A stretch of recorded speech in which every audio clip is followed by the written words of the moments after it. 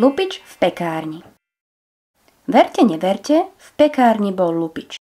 Ráno jojkali police pod množstvom chlebíkov, roštekov, takých a onakých, no len čo sa deň prehúpol do druhej polovice, nebolo tam nič. Možno zo pár odrobiniek.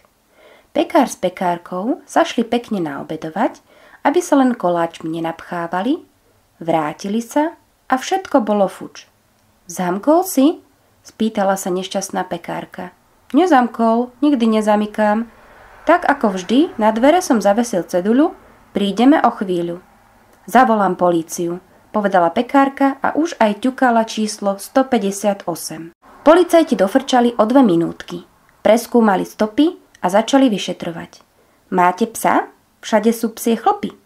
Máme, ale nie v pekárni, povedala pekárka rozhodne. Hnedosrstého? Áno, takého. Prečo sa pýtate? Sem ho nevodíme, podivil sa pekár.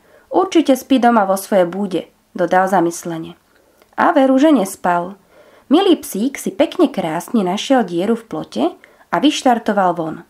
Pri nedalekom opustenom domčeku stretol svorku psíkov, tulákov a zdalo sa mu, že už dávno nemali nič pod zub.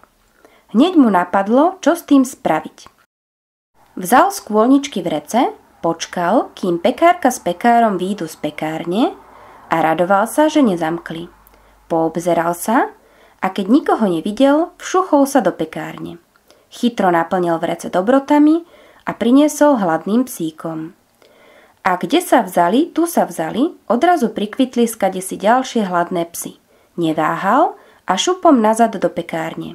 Naplnil druhýkrát vrece, aby bolo pre všetky. Lenže policajti boli šikovní a psíka Dobráka vystopovali. Vyhladnutých tulákov odviezli pekne do útulku a tam sa o nich postarili dobrí ľudia. Poumývali ich, podľa ktorým museli i rany ošetriť a tým hladnejším nasypali do misiek psie granuly. Pozri, máme novú kamarátku, ukázala pekárka prstom na blonďavú kokršpanielku.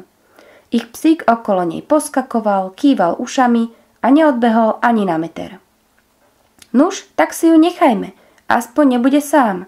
Snáď mu už nenapadne utekať kade tade, rozhodol pekár. Pohľadkali psíkov, vyhrnuli si rukávy a pustili sa do práce. Police nenechali dlho zývať prázdnotou. Zakrátko ich naplnili chlebíkmi a chrumkavým pečivom. Nakoniec pekár s pekárkou vzali misu koláčov a v parku ich porozdávali deťom.